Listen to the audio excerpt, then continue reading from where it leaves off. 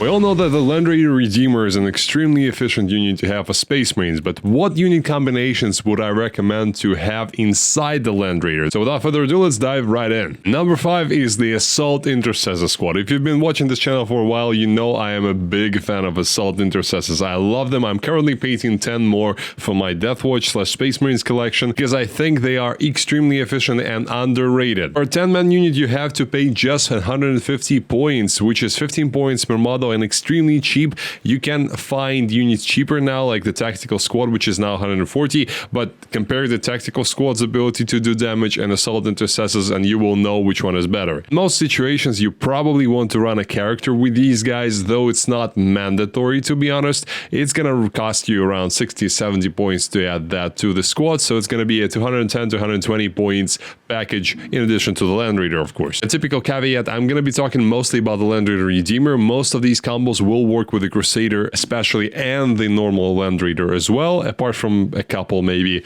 but of course Redeemer is the most efficient one because of the Flamers, because of the 12-inch move compared to the normal Land Raider, and the capacity, of course, because again the normal Land Raider carries 2 less models, so it cannot fit, for example, a full Gravis squad with a character. So coming back to Assault Intercessors, I love the fact that they are battle lines, so it means they're OC2, which is great for flipping objectives, because yes, they do great damage, they are cheap. However, if they could not do the one thing that we really want infantry to be able to do, which is capture those sweet, juicy objectives, I would not recommend them, and they do this perfectly. Another reason why I like them a bit more than their jump pack colleagues. Even though now that the jump pack intercessors are 80 points instead of 85, and the assault ones did not get a discount, I think they're a bit closer together, but my preference is still going to be the Assault Intercessors for most purposes. The main thing why I really like them is, unlike in 9th or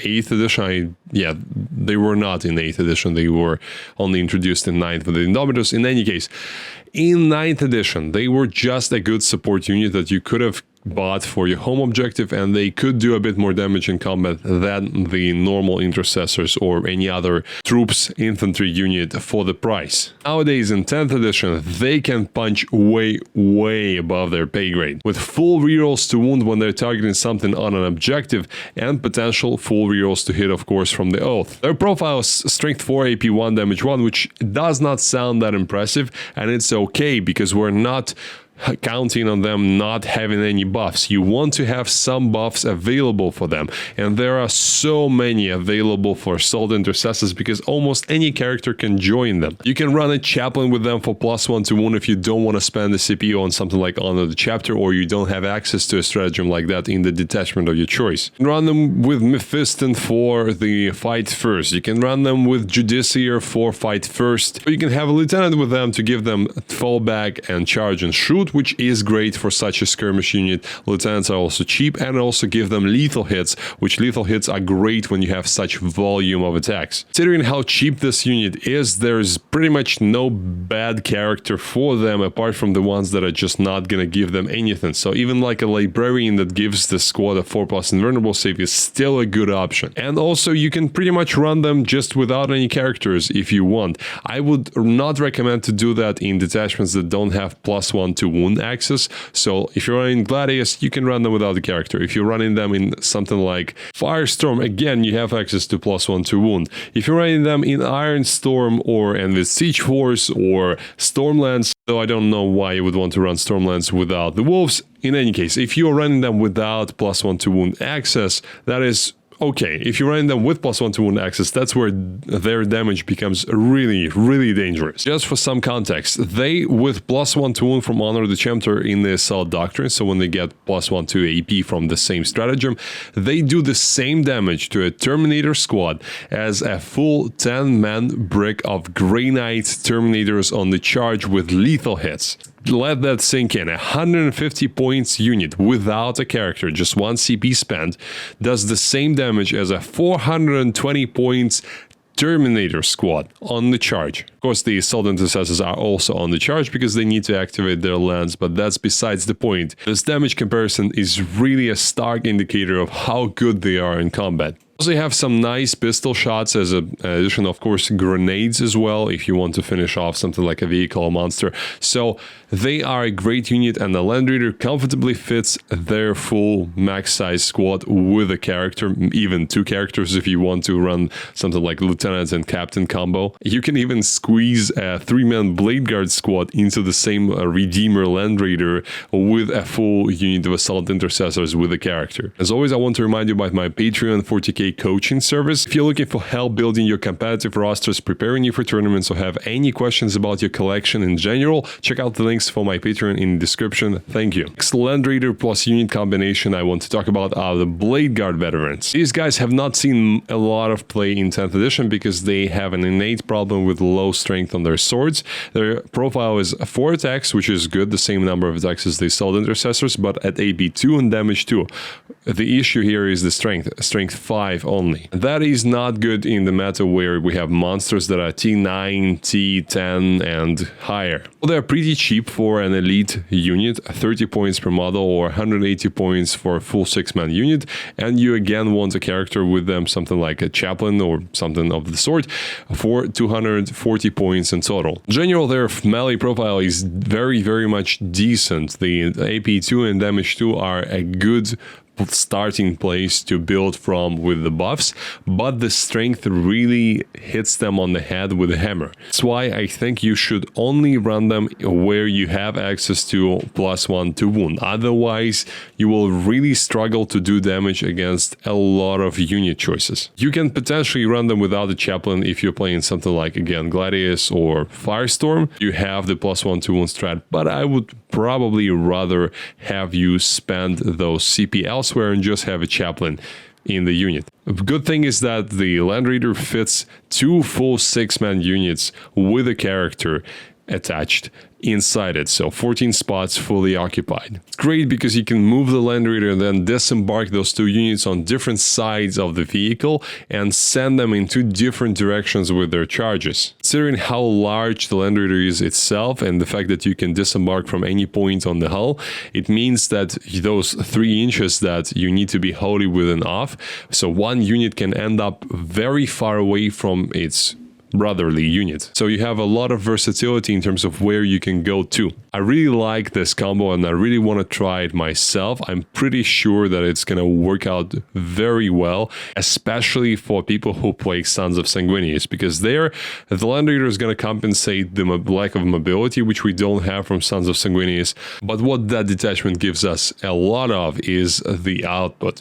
It improves the output of Bladeguard Veterans a lot. The strength 7 is so much better than strength 5, being able to wound toughness 5 and toughness 6 Terminators and elite infantry on 3s, being able to wound any vehicle monster in the game without +1 to wound on 5s, unless there is still something toughness 14, which I think there is not, and the monolith is now toughness 13. In any case, with +1 to wound, you will be wounding most things on 4s, and that's really good. And you also get, of course, the 5th attack, which one unit of 6 Bladeguard then will be doing 30 attacks. That is Custodes territory of output. That's for a much lower price. And of course, for my Black Templar fans out there, you should pretty much take everything that I said and copy that on the Sword Brethren, because they are just a better melee output version of the Bladeguard, a bit less survivability without the film pain included, but better output. And they don't need Sons of Sanguinius, so you can run them as Gladius or Righteous Crusaders, whichever you want. Of course, you want to run them as a 10-man unit with Helbrecht, or you can try and run them as 5-mans with an attached character of your choice, be it Emperor Champion, Chaplain, or Helbrecht himself again. Though I think running Helbrecht will mean that you have to run Lieutenant, and if you're running 2 characters attached to a 5-man squad, you probably should run that as a 10-man. Now, surprisingly, the most inexpensive combo out of the all 5 that we're gonna take a look at today, the Assault Centurions. They only cost 150 points, which is the same cost as the Assault Intercessors, but these guys cannot accept any characters into their squad, and you don't really need any characters with them, unlike the Assault Intercessors, where I would recommend to have a character. Only run a 3-man unit with a Land Raider because you cannot fit more inside. Unfortunately, though, I think running a 4-man unit would be very good and very efficient. I really like the Centurions as a sort of, I want to run Redeemer anyways, but I don't have points for anything else kind of union. Plus, if you have a gap of anti-monster, anti-vehicle melee in your army, they work perfectly for that. Those of you who don't know, they are a 4-wound infantry unit with a very, very low movement of 4, which means they have no mobility whatsoever outside of delivery by Land Raider or deep striking. Also have toughness 7, so it's not that easy to wound them, and almost no anti-tank guns will wound them on 2s. That is nice. Their melee profile, which is what we are mostly interested in, is 3 attacks each at strength 10, AP 2, damage 3, and twin linked. That alone is a good profile, not something to write home about, but it becomes impressive when you add their special rule into the equation, which is sustain hits 2 against monsters and vehicles. So any 6 that you roll on their 9 hit rolls, and you should roll to 1 or 2 every time you roll, will pop extra 2 or in this case 4 attacks. They do about 13.5 wounds to a toughness 10 3+ vehicle, so like a tank, meaning that they kill an average tank on the charge. If it is a tougher vehicle, which is going to be higher toughness than their strength,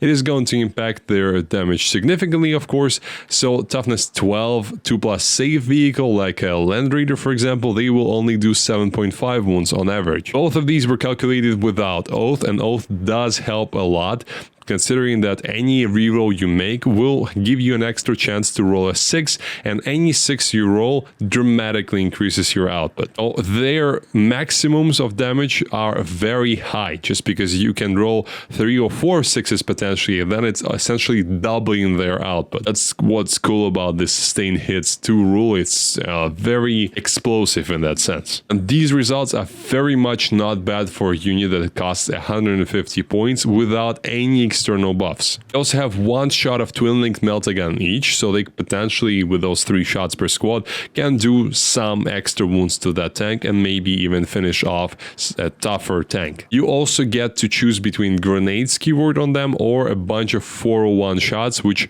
in this case you probably want grenades more, just to have again that chance to soften up a vehicle before going in with a charge. I really want to try this combination sometime in the game in the future, because I think they are, if you have this precise amount of points left in your army and you have a Land Raider Redeemer but you don't have the points to run something really good inside, they are a very good way to fill that spot. Now the Eradicators, they are a very unusual thing to see here, because obviously we're only expecting melee units to be in this list because of Assault Ramp, which is, for the beginners out there, it's a rule allowing you to charge something when you have disembarked from the Land Raider that moved. Usually when the transport moves and you disembark from it, you cannot charge. Land Raider bypasses that. So mostly you want to run things that charge in the Land Raider. However, Eradicators Plus and Apothecary Biologists with the Fire Discipline are such a high output unit, and of course this is us running that as Gladius because of Fire Discipline enhancement, that because the Land Raider is such a good unit by itself, and it's so good that you can almost justify it being taken alone without the contents, and the Eradicators are such an efficient unit in this package, you can pretty much stack them together and have a good combination, especially if you have another unit to run inside the Land Raider later. So you start the Eradicators in the Land Raider, you move the Land Raider in the first turn, potentially shoot something, kill it, where in the same turn you advance an infantry unit behind the Land Raider, and hopefully they roll enough to be wholly within 3 inches at the end of that Land Raider's move. And of course, considering the 18 inches of range the Eradicators have, it's very likely that you don't even need to move the Land Raider full 12 inches to be able to be in range. That's of course with the 3-inch disembark that the Eradicators are going to have. So you can stage the Land Raider in such a way that when it moves, a unit of infantry, this time a melee unit, so say Assault Intercessors, they will be able to advance behind the Land Raider, get inside it, where your Eradicators have just disembarked from. This way you're double dipping into the efficiency of the Land Raider and will be able to still have something to charge from next turn. So you can move the Land Raider, then disembark the Assault Intercessors right in the face of your opponent. Also protect them from shooting for this turn. I also think Eradicators are great coming from the Land Raiders because you can use them turn 1. That's the problem with all the good infantry shooting units that we have access to: Space Marines, Centurions, Eradicators, and Scepters. They're all turn 2 threats. They cannot do damage turn 1, and that's a problem because if you're playing against an experienced opponent, this will mean that they can essentially have almost a free reign in turn 1, and we don't want that. We want to make life difficult for the opponents on the tabletop. Having a Land Raider that can move 12 inches and then disembark Eradicators 3 and they shoot 18 inches is going to create a very big threat zone for your opponent to not go into. So I really like this combination for 275 points. And of course, if you're not running Gladius, if you're not running Fire Discipline, this can also work, but I think probably in most cases you're better off running a melee unit then, not the Eradicators inside the Land Raider, because those seats are precious. And lastly, number 1, if you probably have guessed that if you've seen my other videos, which is going to be the Aggressors squad. 240 points for 6-man, with 85 points you're gonna spend for the Apothecary Biologist, so 325 for the full combo. And it's obviously not a coincidence that this combo is one of the most popular ways to run the Land Raider, because it gives them the mobility they really need and they can utilize it to its fullest potential because they're a hybrid melee plus shooting unit. Get a whole bunch of high quality strength 8 AP2 damage 2 attacks with Twin Link that can pretty much threaten any target whatsoever in the game. Wounding on 5s with full rerolls. They do great damage against elite infantry and normal infantry. And for lighter infantry, they have their humble 401 profile, which is not that humble if you factor in Twin Link that you're gonna have on them, plus of course Fire Discipline for the Apothecary Biologist, so all your 5s count as critical hits and you also get sustained hits 1. Then you add on top of that extra AP from targeting the closest target, Storm of Fire from Gladius for extra AP 2 and ignoring cover, and 5s are going to be as well lethal hits because Biologist. That is a crazy and deadly combo. It will kill a whole bunch of different things that you don't expect it to be able to kill. If you're not running Gladius though, there is another way to run Aggressors which is very efficient, and that is Firestorm with the Flamer Aggressors and a Gravis Captain. Captain allows them to use the 2CP immolation protocols for free,